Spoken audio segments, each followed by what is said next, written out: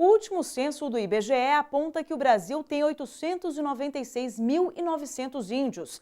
São 305 etnias diferentes, mas que enfrentam os mesmos problemas Brasil afora. A Organização das Nações Unidas fez um diagnóstico da situação dos indígenas no país. O documento foi debatido em uma audiência pública pelos principais interessados. Pataxó, Kayapó, Ticuna, Guarani, Kayacang, Macuxi, Terena. Cada etnia com trajes e pinturas próprios, mas com objetivo comum: a luta pelos direitos indígenas.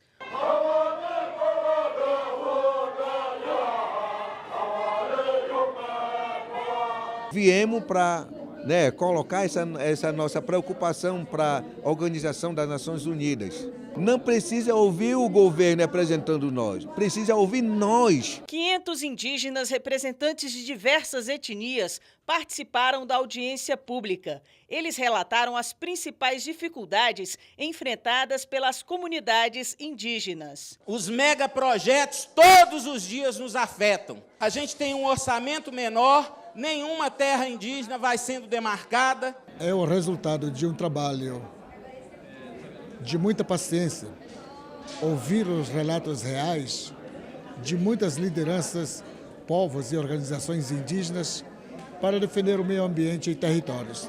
Um relatório elaborado pela Organização das Nações Unidas destaca que desde a Constituição de 1988, os povos indígenas no Brasil nunca estiveram tão vulneráveis como agora.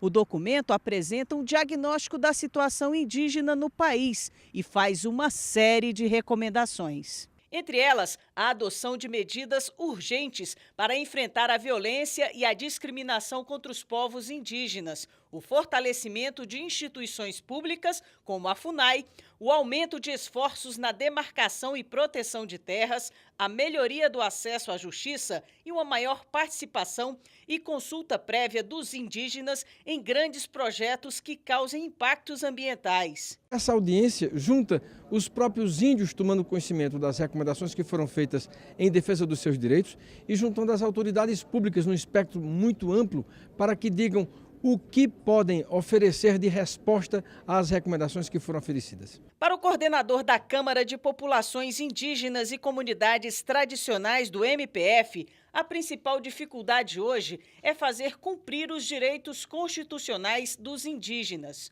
Como é que nós conseguimos construir política pública de saúde, política pública de educação, políticas públicas que identifiquem o índio como titular do direito e, portanto, senhor da informação de qual é, na perspectiva do índio e numa perspectiva intercultural, a melhor política pública para essa comunidade. No fim, um grupo de indígenas dançou no gramado da PGR para celebrar a participação na audiência.